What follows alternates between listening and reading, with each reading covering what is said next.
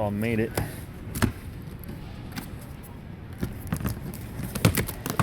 Already threw my laptop in there. Obviously, I'm wearing the jacket. First shifter.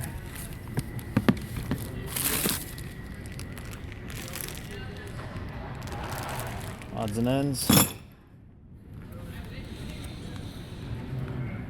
Side plate.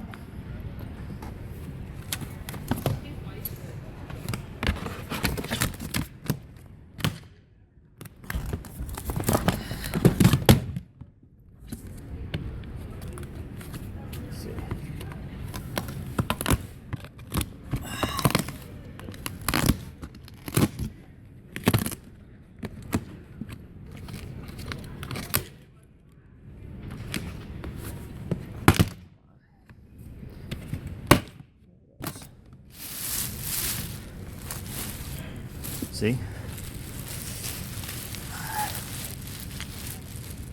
Amongst the swimsuits and the random dirty clothes is a 4-speed onesie.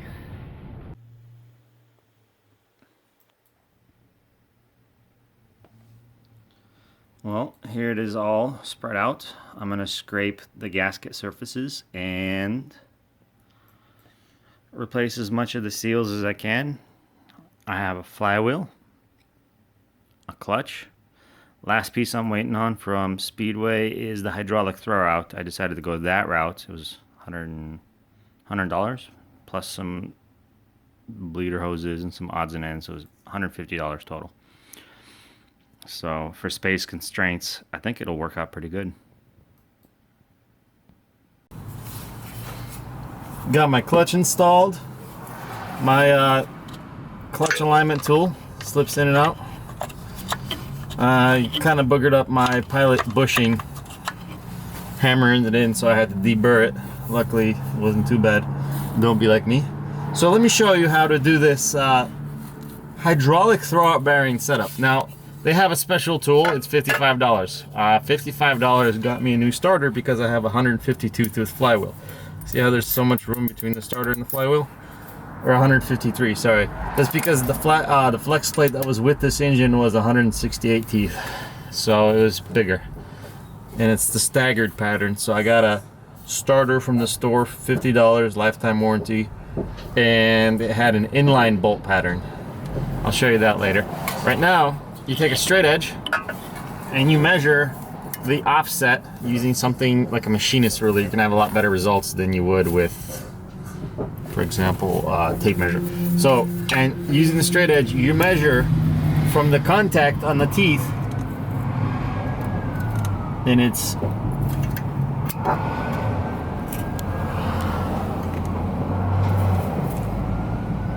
I'm just gonna measure in 16ths.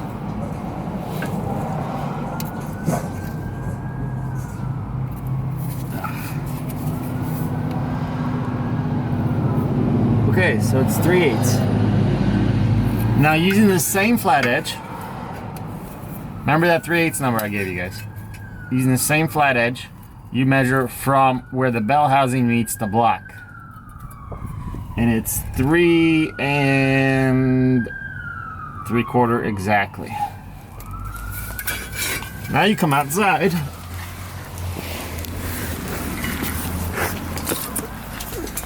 Flat edge. And remember, 3 3/4 and then minus the 3/8. So we'll do the minus later.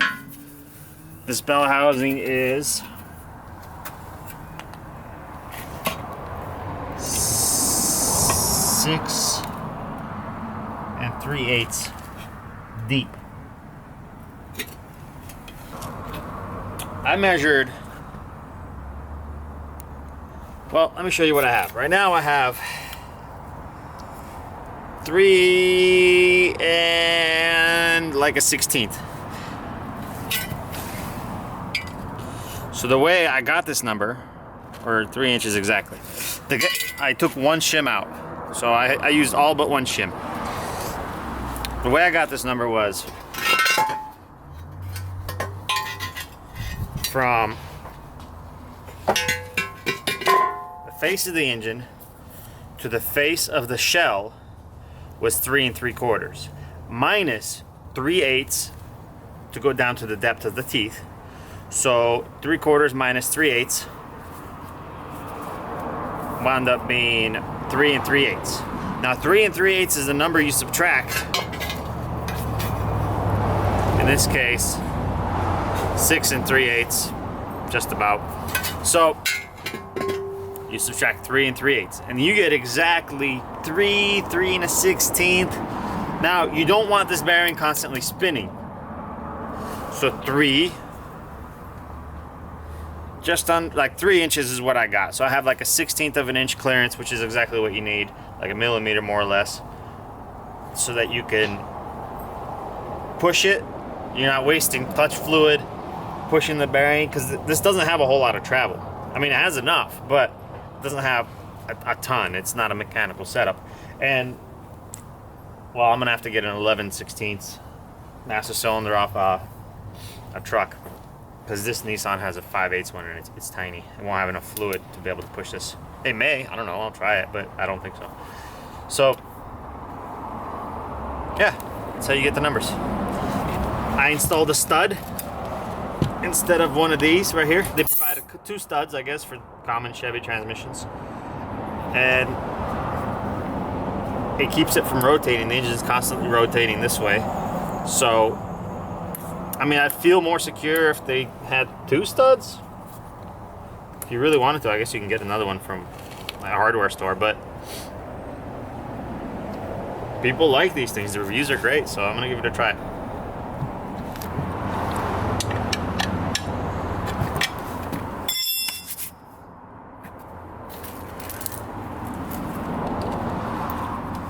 These are nice little Dash 4 hoses that Speedway likes to supply, if you purchase them, of course. This kit doesn't come with any hoses. You have to basically figure it out yourself.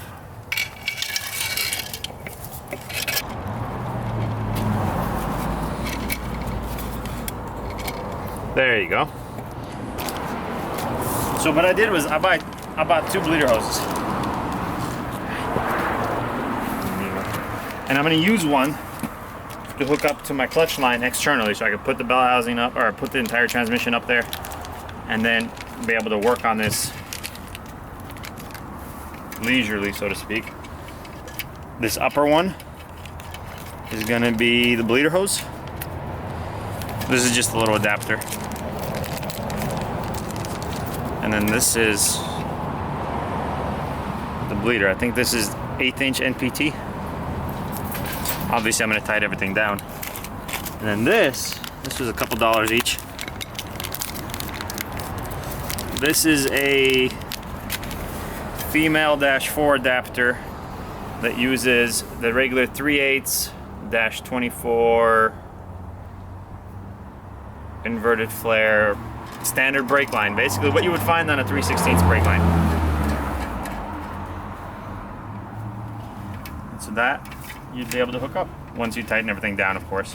Now I'm gonna have to disconnect this shifter, and I'm gonna add 8 inches of length so that my shifter is not under the dash, which is physically impossible for it to be there. It's gonna be placed 8 inches rearward. So got some cutting and drilling, welding to do. This is a Phantom grip or a Chinese knockoff. I'm not 100% sure. They come with a little thing that holds them together with pins. All this is 2 pieces of steel with a groove in them cut for the center pin and 4 springs. They're exactly like a GM posi in the sense that they push apart, except there's no clutches. Now, these are my factory. I'm going to show you the difference. These are my factory spider gears out of the good working differential. There's rough edges and all kind of stuff, and those rough edges will rub on this, and quite frankly they'll destroy, because then they'll get metal shavings and everything, and very shortly after your differential will destroy some. Now this has been polished, not by me but by the previous owner who installed this limited slip. You don't hear anything. So that's what you're trying to do. The best way to do it is put it on a piece of glass, put down a piece of sandpaper, 200 grit, and then just go around and around, so it's a perfectly flat edge, nothing to catch. So there's going to be friction, obviously, but no burrs, no metal shavings flying anywhere, destroying your differential. Alright, so what you just missed was a whole lot of swearing, and Captain O really helped me out. So these two pins that are normally in here would hold it all compressed. You slide it in and then pull with the screwdriver. You pull the panels off, and then you pull out each pin so that they don't fly around and destroy everything inside your differential. And then you slide it in like so.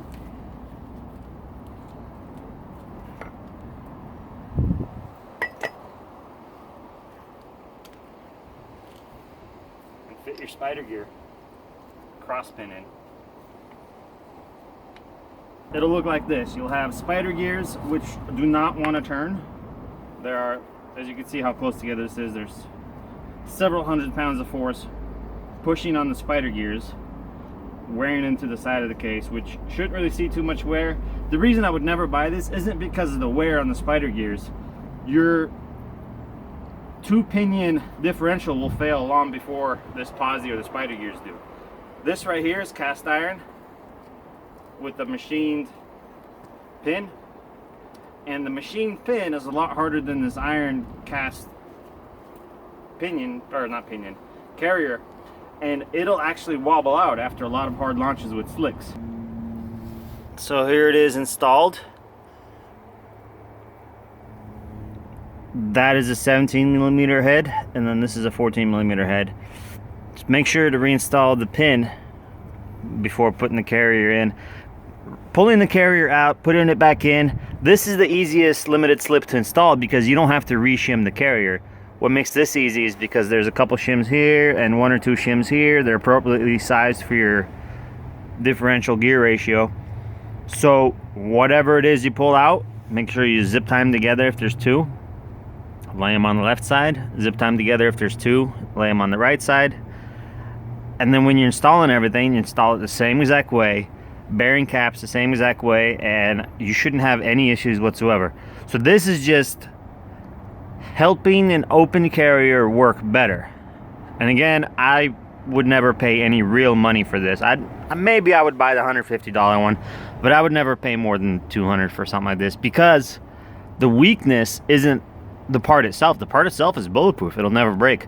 The weakness is a result of the fact that this is a two pinion carrier, and if you ask too much of it, it will break.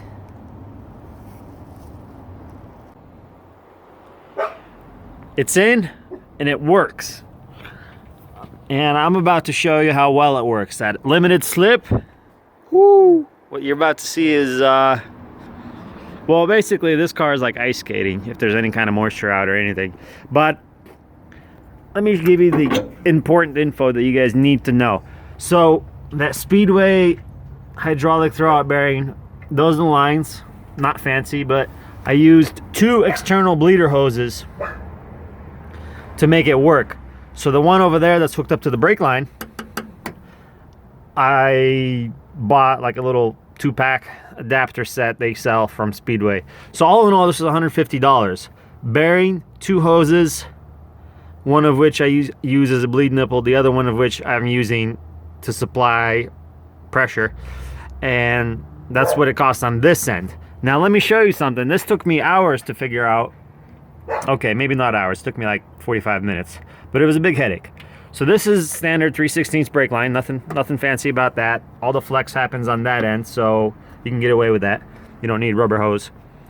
On this end, that's threaded for 7/16, not 3/8. So I had to buy a nut and then cut and flare the line. No big deal. This is off a CJ7 Jeep. It is a 7/8 master cylinder, and it has enough fluid movement capacity, or whatever you want to call it, enough bore, it moves enough fluid to where it actually works the throwout bearing like it should. And that this particular throwout bearing has a snap ring on it that keeps you from overextending it. Now, I took it on the safe side, and I took off a few too many shims. I think one too many. So the first half of my pedal throw is just empty free throw, and then it starts engaging the teeth on the pressure plate. So the very bottom of my pedal throw is where the clutch disengages for me. You have to do your own measuring and that'll work out good. But 79 to 86 Jeep, AMC Jeep, master cylinder will bolt right in 240 Datsun or whatever custom application you happen to use it for and work. So I mean, that's a $30 part. So we're talking less than $200 for a hydraulic throwout setup. That's nice. And I used it with the factory pedal. I think I'd had to use a different push rod, but you could modify the current push rod that comes with this and make it work. So yeah, now donut time.